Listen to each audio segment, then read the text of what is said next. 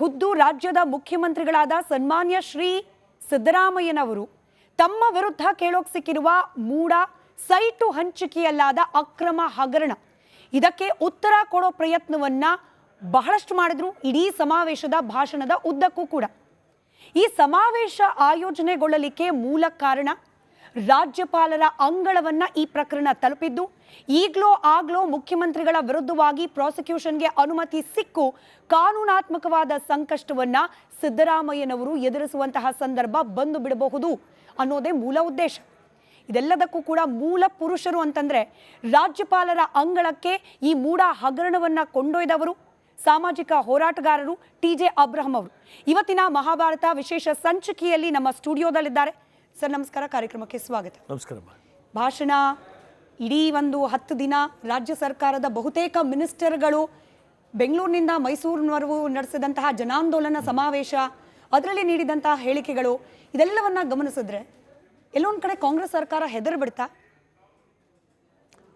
ಕಾಂಗ್ರೆಸ್ ಸರ್ಕಾರ ಎದುರ್ತು ಅಂತ ಗೊತ್ತಿಲ್ಲ.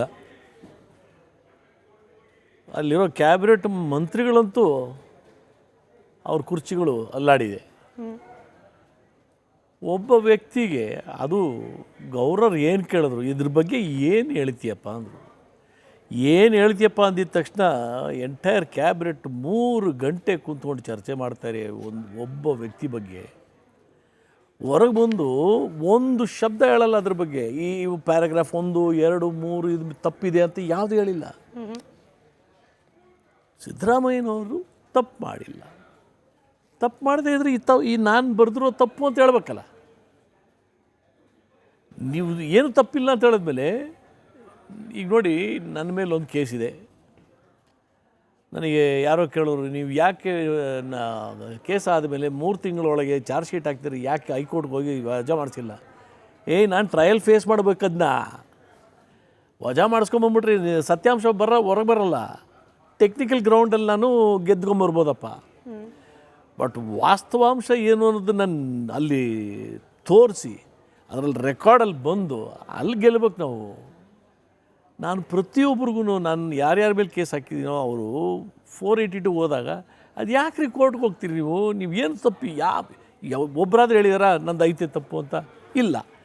ತಪ್ಪಿಲ್ಲ ಅಂತ ಹೇಳಿದ್ಮೇಲೆ ವೆಯ್ಟ್ ಕೋರ್ಟಲ್ಲಿ ಏನು ನಡೀತದೆ ನಡೀಲಿ ಅಂತ ಹೇಳ್ರಿ. ನಾನು ಅವ್ರಿಗೆಲ್ಲ ಆಗ್ತಾ ಇದ್ದಿದ್ದ ಸವಾಲನ್ನು ನಾನೀಗ ನಡ್ಕೊಂಡು ಅದೇ ರೀತಿ ನಡ್ಕೊಂಡು ತೋರಿಸ್ತಾ ಇದ್ದೀನಿ.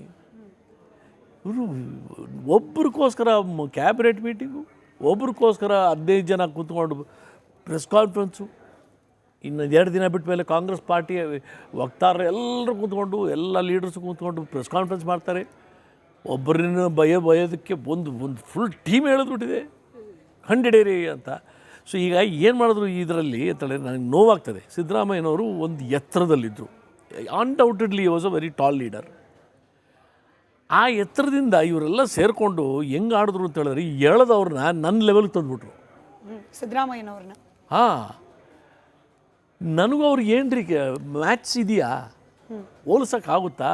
ಬಟ್ ನೀವು ಅವ್ರನ್ನ ಎಳ್ಕೊಂಬಂದು ಇಲ್ಲಿ ವೈಯಕ್ತಿಕವಾಗಿ ಸಿದ್ದರಾಮಯ್ಯನವರು ಭಯ ಪಟ್ಟಿದ್ದಾರಾ ಟಿ.ಜೆ. ಅಬ್ರಹಂ ಅವ್ರ ಬಗ್ಗೆ? ಆಗಿರ್ಬೋದು. ಯಾಕಂತ ಹೇಳಿದ್ರೆ ನನಗೆ ಅವರು ಭಯಪಡೋ ಅವಶ್ಯಕತೆ ಇರಲಿಲ್ಲ. ನಾನು ಅಲ್ಲಿ ಎಂಟ್ರ್ ಆಗೋ ಅವಶ್ಯಕತೆಯೂ ಬರ್ತಾಯಿರಲಿಲ್ಲ. ಈ ಹೂ ಬ್ಲೋ ವಾಚು ಬಂತಲ್ಲ, ಅದರಲ್ಲೂ ನಾನೇ ಕಂಪ್ಲೇಂಟ್ ಮಾಡಿದ್ದು. ಅವ್ರೇನು ಮಾಡಿದ್ರು, ಠಕ್ ಅಂತ ತಗೊಳ್ಳೋ ಕೊಡೆಯಲ್ಲಿ ಅಸೆಂಬ್ಲಿಯಲ್ಲಿ ಇದೆ. ಈಗ 62 ಕೋಟಿ ನಂದು, ನಾನು ಯಾಕೆ ಬಿಟ್ಕೊಡ್ಬೇಕು ಅಂದಾಗ ಅಲ್ಲಿ ಬಿದ್ದರು ಸಿದ್ದರಾಮಯ್ಯ. ಅಂದರೆ ವಾಚ್ ಕೊಟ್ಟಂಗೆ ಸೈಟನ್ನು ಬಿಟ್ಕೊಟ್ಬಿಡ್ಬೇಕಾಗಿತ್ತು. ಈಗ ಆರೋಪ ಅಂತೂ ಬಂತು. ಈಗ ನಾನು ಮಾಡಿರೋ ಆರೋಪವನ್ನು ಯಾವ ಬ್ರಹ್ಮ ಬಂದರೂ ಇದನ್ನ ತಪ್ಪು ಅಂತ ಹೇಳಿ ತಪ್ಪಿಸ್ಕೊಳಕ್ಕಾಗಲ್ಲ. These are facts and figures. ಇದು ಅವ್ರ ವಕೀಲಗಿರಿ ಮಾಡಿರೋರು ಇದನ್ನೊಂದು ನಾನು ಕಂಪ್ಲೇಂಟ್ ಕೊಟ್ಟು ಸ್ಟಾರ್ಟ್ ಆದಾಗಲೇ ನಾನು ಗವರ್ನರ್ ಆಫೀಸ್ ಹೋಗ್ಲಿಕ್ಕಿಂತ ಮುಂಚಿತವಾಗೇ ಇದು ಬಂದಿತ್ತಲ್ಲ, ಬಹಿರಂಗ ಆಗಿತ್ತಲ್ಲ ನಂದು. ಚೆಕ್ ಮಾಡ್ಬೇಕಾಯ್ತಪ್ಪ, ಏನೇ ಇದು ಹೌದು ಕೊಂಡ್ಕೊಂಡಾಗಲೇ ಆಲ್ರೆಡಿ ಸೇಲ್ ಆಗಿದೆ, ಏನು ಗೊತ್ತಿಲ್ಲದಿದ್ದರೆ. ನನ್ನ ಪ್ರಕಾರ ಇವ್ರಿಗೆಲ್ಲ ಗೊತ್ತಿತ್ತು ಅಂತ.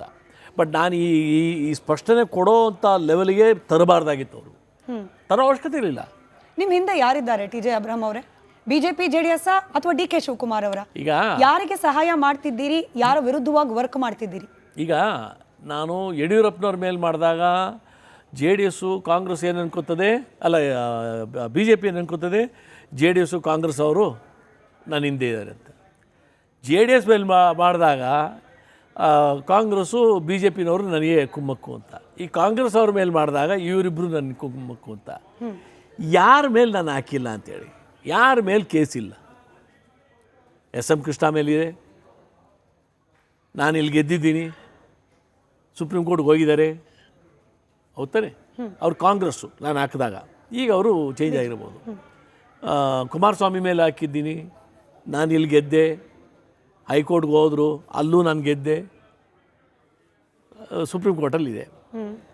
ಯಡಿಯೂರಪ್ಪನ ಮೇಲೆ ಹಾಕಿದೆ, ನಾನಿಲ್ಲಿ ಸೋತೆ, ಪ್ರತಿನಿಧಿಗಳು ಇದರಲ್ಲಿ ಸೋತೆ. ಯಾಕಂದರೆ ಇದು ಕೊಡಲಿಲ್ಲ, ಸ್ಯಾಂಕ್ಷನ್ ಕೊಡಲಿಲ್ಲ, ಅನುಮತಿ ಕೊಡಲಿಲ್ಲ ಗೌರ್ನರು, ನಾನು ಸೋತೆ. ಬಟ್ ಹೈಕೋರ್ಟ್ಗೆ ಹೋಗಿ ನಾನು ಗೆದ್ದೆ.